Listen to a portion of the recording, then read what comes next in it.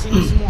Kamu akan untuk kepada kewujudan kenyataan bodoh. Engkau dasar lahanat. Kau bercakap mengatakan nama kau bang biawak. Binatang mungkin kepada orang mana. Kau adalah sebagai ulama, boleh terus orang yang belajar agama. Kau pun makan binatang. Cara apa aku nak memanglah kau tak makan semua binatang yang ada dekat zoo. Kau punya mulut tak ada jenis orang kurang ajar. Dia ada nak boleh makan semua binatang yang ada. Mengkaitkan orang tak habis-habis. Cara apa yang aku dengarkan? Begitulah orang kau. Kalau nak menghukum binatang. Bodoh. Binatang kau tu jenis orang yang boleh diharap wujudkan pembinaan sangat ataupun pembuatan hukum binatang. Kau nak guna barang sampai tak haram ke telefon kalau nak cerita. Kau nak butuh orang. Aku tak kisah bodoh. Cerita lubang kubur ni. Kalau kau yang buat, apa jaminan kau yang wujudkan? Apa yang kau boleh cerita pada orang? Pakai duit. Apa yang kau boleh pada orang? Kau tak nak belagak lah bercakap. Untuk lubang kubur hasil.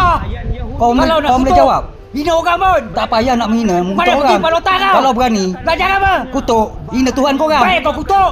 Hina Tuhan. Macam mana kau fikir Tuhan korang? Boleh tolong korang kan? So kalau boleh tolong korang, bodoh. Korang pula buat benda apa? Kesal korang. Macam tu. Cari Tuhan tolong korang. Jawab. Kalau betul, cari korang. Bodoh. Nabi nak beritahu kepada saya dan kita semua, daripada sekecil-kecil benda sampailah sebesar-besar benda. Daripada cara bercakap, daripada cara menyuapkan makanan, daripada cara tidur, sampailah kepada cara mentadbir negara, mereka akan meniru cara Yahudi dan Nasrani. Kecil sampai besar. Daripada cara untuk berpakaian, memakai pakaian, Nabi ajak macam mana? Pakaian sekian-sekian Nabi ajak.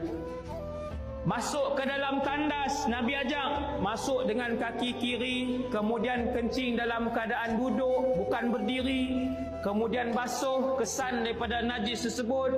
Sebelum masuk, Nabi kata, Allahumma inni a'udzubika minal khubuthi wal khaba'ith. Kemudian duduk dalam bilik air, tidak bercakap dengan orang lain, tidak memandang ke arah kemaluan, tidak memandang ke arah langit. Bila keluar daripada tandas, Alhamdulillah allazi azhaba anni al-adha wa afani. 10, 15 ciri yang Nabi ajar, satu pun dia tak ikut. Dia masuk kaki kanan, kaki kiri, dia tak peduli. Dia nak berdiri, dia nak duduk, dia tak peduli. Kadang dia basuh, kadang dia tak basuh. Kadang dia bersembang dengan telefon, dia tak bersembang dengan telefon. Dia keluar, dia tak peduli kaki kanan ataupun kaki kiri. Dan dia tak pernah peduli untuk dia ucap